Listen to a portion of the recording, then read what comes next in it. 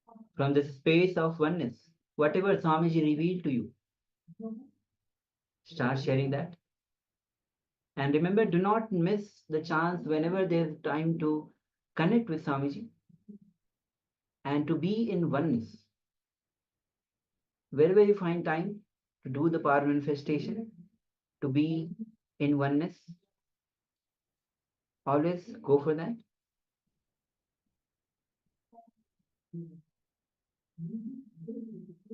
So we have some sharings from Ewing Chang. He says horse and flowers, an astronaut in space. Okay, great. Ma saving Anitya Shanta Yogamai, please. You can remove your eyebands, Ma. Yes. And now you can start sharing what was revealed to you.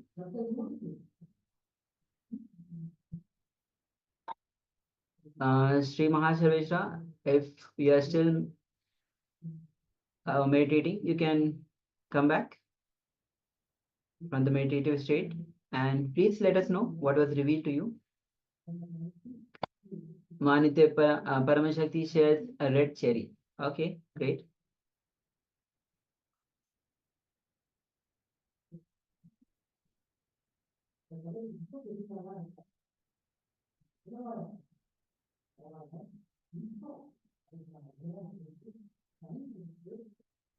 Yes. And Manitya Parashakti says a green color. Okay. Ma Shanta Yogamai, if you have anything to share, let us know. Then we'll move to the verification.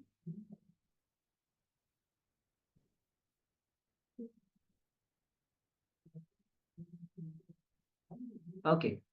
So we'll project the image that was being shown before so that you can verify your manifestation.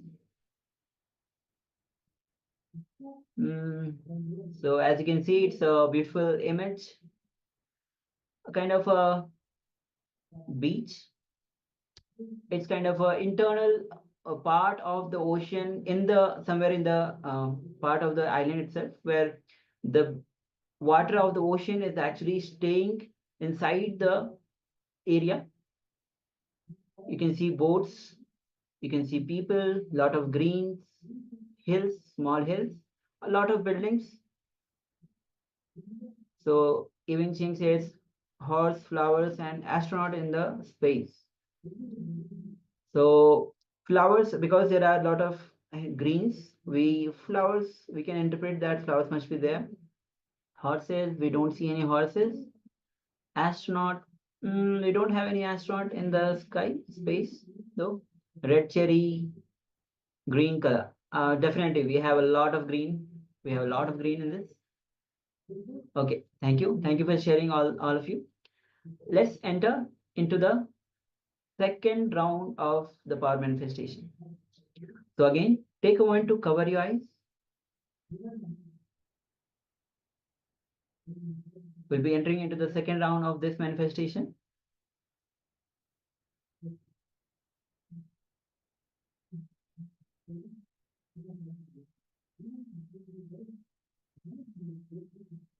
Bring your awareness to the third eye.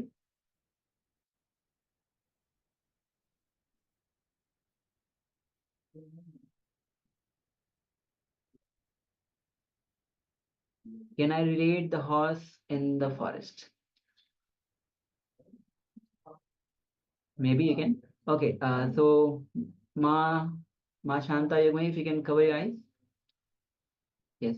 Now start chanting Mahavakya.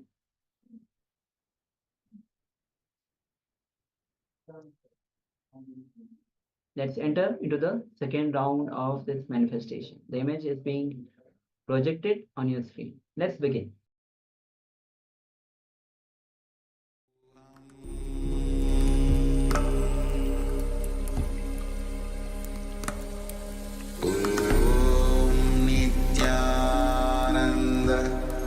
Paramashivoham